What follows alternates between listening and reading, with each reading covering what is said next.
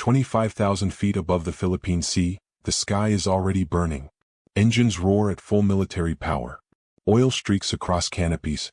A radio crackles through static. Bandits high. 11 o'clock. Then they appear. Dark green shapes slicing down from the sun, sleek, deadly, almost weightless. The Japanese A6M Zero. For 2 years it ruled the sky. It could outturn anything, outclimb most, and its pilots had carved through Allied formations from Pearl Harbor to Guadalcanal. But today is different. Climbing hard from below, broad wings, thick fuselage, 6.50 caliber guns armed and waiting, the American F6F Hellcat enters the fight.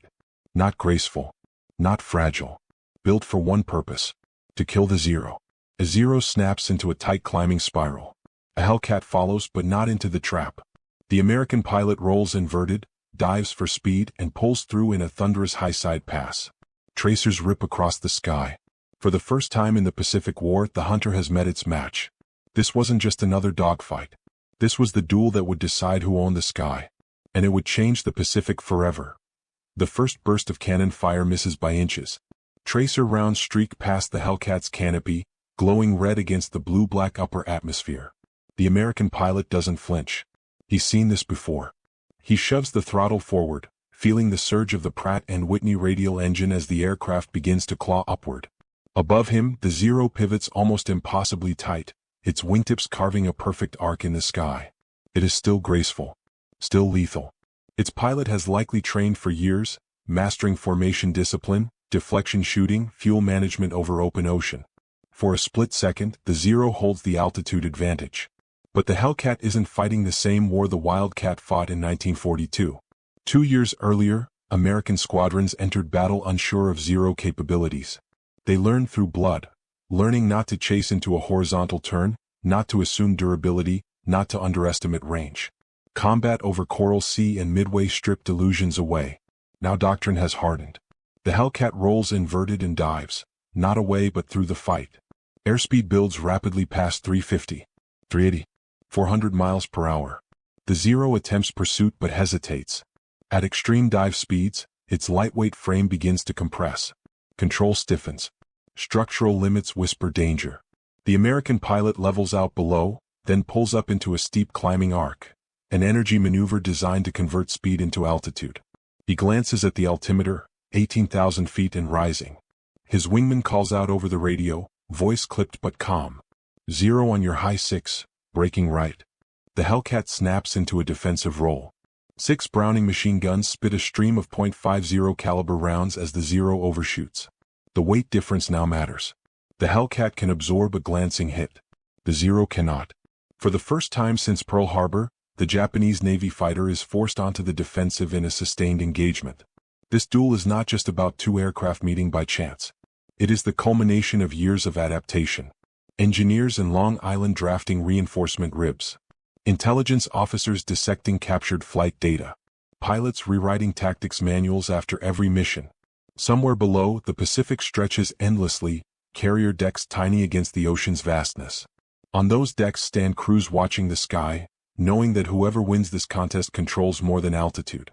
They control supply lines, amphibious landings, entire island campaigns. The Zero was built for expansion. The Hellcat was built to stop it.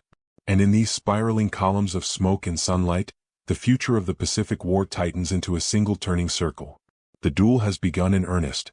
When the war in the Pacific exploded in December 1941, the Mitsubishi A6M Zero dominated the air. Designed for extreme range and maneuverability, it gave the Imperial Japanese Navy unprecedented offensive reach.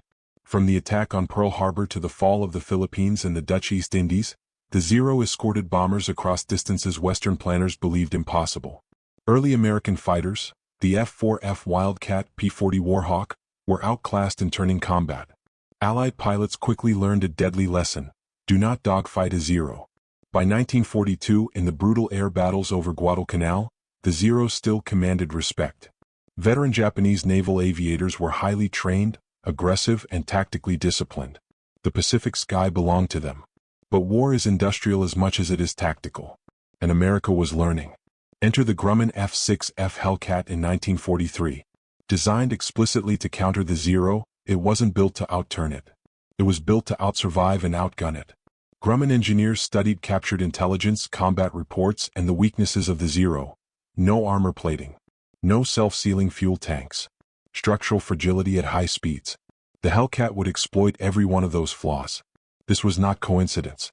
It was calculated revenge. Keycap 2 technical advantages, performance versus philosophy. The Zero embodied one philosophy, agility above all. Top speed, roughly 331 miles per hour, early models. Exceptional climb rate. Legendary turning radius. Long operational range. Light airframe. But that agility came at a cost. To save weight, Japanese designers sacrificed pilot armor and fuel protection. One burst of heavy machine gun fire could ignite it. The Hellcat represented a different doctrine. Top speed, approximately 380 miles per hour. 6.50 caliber Browning machine guns. Heavy armor plating. Self-sealing fuel tanks. Rugged radial engine capable of absorbing punishment. It could dive faster. It could absorb hits. And it could deliver overwhelming firepower in a high-speed pass. Tactically, this changed everything. U.S. Navy pilots were trained to use boom and zoom attacks, dive in from altitude, fire, and climb away before the Zero could engage in a turning fight. The duel was no longer about elegance. It was about energy management. Keycap 3 Combat Story, The Philippine Sea, 1944. June 19, 1944. The Battle of the Philippine Sea. Radar screens aboard U.S. carriers light up with incoming contacts, wave after wave of Japanese aircraft. This is Japan's attempt to shatter the American carrier fleet advancing toward the Marianas. Hellcats launch in force. Lieutenant Commander David McCampbell of USS Essex leads his division skyward. At altitude, they intercept incoming Zeros and dive bombers. The sky becomes chaos, contrails twisting, tracers stitching the air, engines screaming at redline. A Zero latches onto a Hellcat's tail, attempting to force a turn. The American pilot shoves the nose down into a dive. The Hellcat accelerates beyond 400 miles per hour. The Zero strains to follow, its light frame shuddering under compressive stress. The Hellcat pulls out, rolls, fires. The Zero erupts in flame. By day's end, American pilots claim nearly 300 Japanese aircraft destroyed in what becomes known as the Great Marianas Turkey Shoot. The ratio is staggering. The Hellcat alone accounts for the majority of kills. The balance of air power in the Pacific has shifted permanently. Keycap 4 Enemy Perspective, Why Opponents Feared It. Japanese aviators had once felt untouchable in the Zero. Early war confidence bordered on myth. But by 1944 they faced a different reality.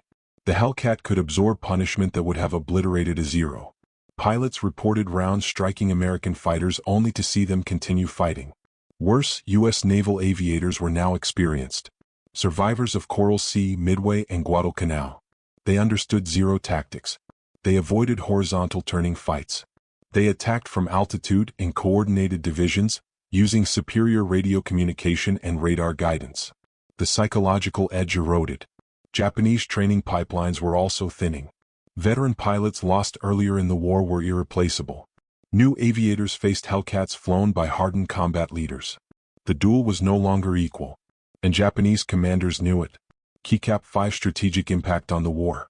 By late 1944, the Hellcat had achieved an astonishing kill ratio, often cited at nearly 19-1 against enemy aircraft. It became the principal U.S. Navy carrier fighter during the critical offensives across the Central Pacific. It secured air superiority over the Marianas, the Philippines, Iwo Jima, Okinawa. Without that control of the sky, amphibious landings would have been catastrophic. Carrier task forces would have been vulnerable to air attack. Instead, American fleets advanced steadily toward Japan's home islands. The Zero did not disappear. It adapted, evolved into later variants, even entered the desperate era of kamikaze attacks. But the era of Japanese aerial dominance was over. The Hellcat had ended it. And from that moment forward, the Pacific sky belonged to the United States Navy. As 1944 progressed, the Hellcat's dominance became statistically undeniable. U.S. Navy after-action reports documented engagement patterns. Zeros attempting vertical maneuvers only to be intercepted by coordinated Hellcat pairs. The introduction of improved radar vectoring from carrier task forces meant American fighters often began engagements with altitude and positional advantage.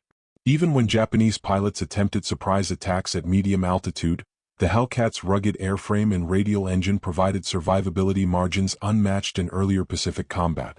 Pilots returned to deck with bullet holes through wings, shattered windshields, oil-splattered fuselages, yet still flying. Production numbers compounded the tactical advantage. American shipyards and factories delivered Hellcats faster than Japan could replace experienced aviators or modernize Zero variants. Air superiority was no longer contested evenly. It was methodically achieved, sortie by sortie, interception by interception, until the Zero's once feared silhouette became increasingly rare over advancing American fleets. War does not change in a single instant. It shifts, gradually, through innovation, sacrifice, and adaptation. The Zero was not a flawed aircraft. It was a masterpiece of pre-war design, built for speed, reach, and surgical aggression. In 1941, it symbolized Japanese naval superiority. It carried experienced pilots across half an ocean and reshaped the strategic map of Asia. But technology evolves. Tactics evolve faster. The Hellcat represented industrial resolve. It was not elegant. It was not romantic. It was engineered in vast numbers, refined by combat data, and flown by pilots trained to exploit every advantage. More than 12,000 Hellcats would be built. They would score over 5,000 aerial victories. They would escort bombers, defend carriers, and stand between fleets and annihilation. The duel between Zero and Hellcat was more than metal and machine guns. It was doctrine versus doctrine. Tradition versus adaptation. Early war dominance versus industrial momentum. By 1945, as American carriers operated within sight of Japan itself, the sky told a new story. The Zero, once feared across the Pacific, now faced overwhelming opposition from better armored, better coordinated fighter wings. And yet, the duel deserves respect on both sides. Because in those spiraling climbs above coral atolls and carrier decks, young men pushed their machines beyond limits, guided by skill, fear, discipline, and duty. The Zero proved how devastating innovation can be when it arrives unexpectedly. The Hellcat proved that dominance never lasts if the enemy learns. In the end, the Pacific War was decided not only by fleets and bombs, but by who controlled the sky. And when the smoke cleared above the Philippine Sea, history had already chosen its answer. The hunter had become the hunted. And the balance of air power in the Pacific would never return to what it was before. By the final year of the war, the character of the Pacific Air War had fundamentally transformed. The Zero still flew. It still fought. In the hands of a skilled pilot, it remained dangerous, especially at lower altitudes where its turning performance could still surprise the unwary. But the strategic environment around it had collapsed.